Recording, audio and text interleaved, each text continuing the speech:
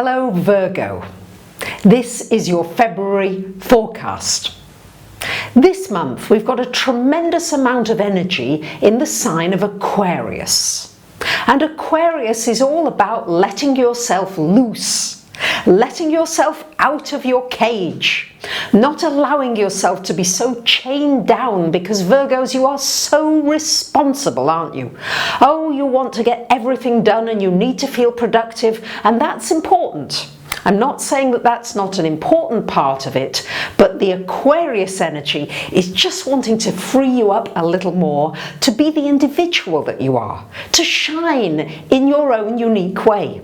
All too often, you Virgos, you're quite introverted. You rather just sort of play the side role instead of being out there a little bit more, just in your own special way. And that's what's being encouraged by all this Aquarian energy for you.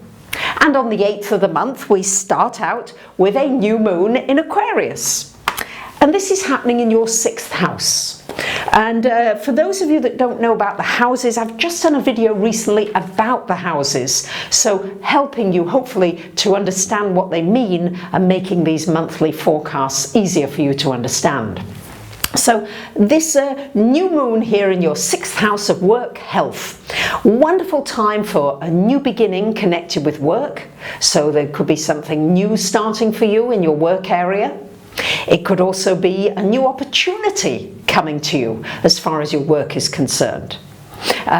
Also, as far as health is concerned, wonderful time for something new to happen. Maybe you've been struggling with something for a while and you've been tired or whatever, and you get a new burst of an idea of something you could do, maybe a modality that would really work for you. It might be shiatsu, it might be Reiki, energy healing, or something that will just give you that energy boost, yes, enabling you to be even more productive, dear Virgos, than you even are right now. But this is great for that burst and boost of energy.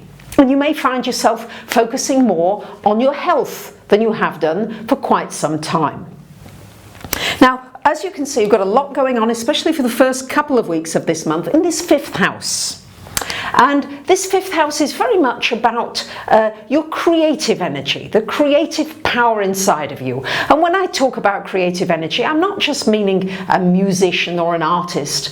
I'm talking about that child within you, the playful side, the one that is so excited to get up in the morning and get on with your day because you love what you do so much. This is what this is triggering in you. Pluto is still square to Uranus, really asking you, hey, have you got enough pleasure in your life? Are you enjoying what you're doing? And this is powerful for your own business, for doing something, being self-employed, doing something that you really enjoy doing. Mercury and Venus there, if you're already in your own business, this is a great time for it to bring something to fruition, some pleasure for you. And also it could bring a romance. Venus and Mercury there, oh, it's easy conversation, it's nice and easy to get along with somebody. It's also really good because Venus and Mercury are together all month. It's just great for writing, speaking, even singing along with something. You may find yourself just singing along with a tune, and that too is wonderful with that Mercury and Venus energy coming together. Now on the 14th of the month, we've got Mercury going into this 6th house, and on the 17th, Venus joining it. So as you can see, a lot in that 6th house. So time to be inventive with your work. Time to do things differently. All too often, sometimes you get into a certain routine, yeah? You get used to that and you like the feeling of control. Well, maybe there's an easier way of doing things now, and you can do things differently. That's really being encouraged because you may find that you can have more of a flow. And it's a really mutable year, and you're a mutable sign, dear Virgo, so really allow yourself to have more flow in your work, in how you use time, in how you, sometimes you get yourself all worried, oh, I'm late and I've not done this and I've not done that and the other. Well, allow yourself maybe a little more ease to flow with an energy rather than to push an energy. So much easier when you're going with the wind than when you're going against the wind and it's pushing against you. So that's what's being encouraged this month for you. On the 20th of the month, we've got the Sun coming into your 7th house of relationship, joining Neptune there. Wonderful time for those of you looking for a relationship. This is a wonderful time. You may even meet somebody who feels like a soulmate. I'm just going to caution you with Neptune there. Just be a little bit careful about who you trust. Make sure you get to know somebody a little bit more before really just putting them on a pedestal and maybe seeing them as so special when in fact they may not be quite as special as you are building them up to be. But nonetheless, it's great for a relationship.